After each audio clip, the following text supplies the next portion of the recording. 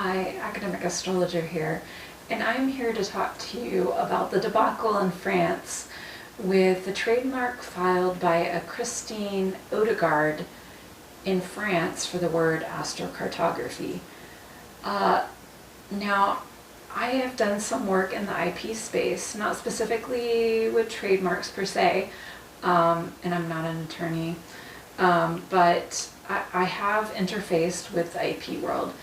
And I just find this amazing because I am also kind of an informal researcher, and so I looked it up on the US patent or the EU patent website and did a little bit of Googling of Christine Odegaard, and what's so odd is there is not much of a footprint for her, which whenever I search for Americans, I can usually find an extensive footprint.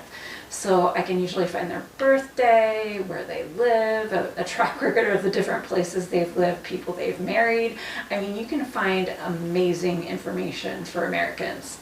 And so this makes me think that maybe she may not be an American. I did find one Christine Odegaard from America, but it was really hard to find much else.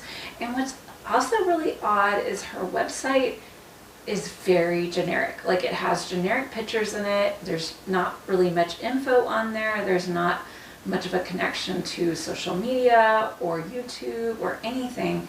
And that is just amazing to me, because how could somebody think that they have something so unique that they want to trademark it in France, and they basically have no clout, whatever, no footprint, that they've been using this or that they were first in using it.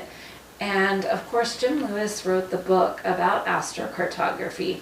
Now, I don't know if he was the absolute original person who created it, but he was the person who at least wrote a book about it. He trademarked the name astrocartography in the US.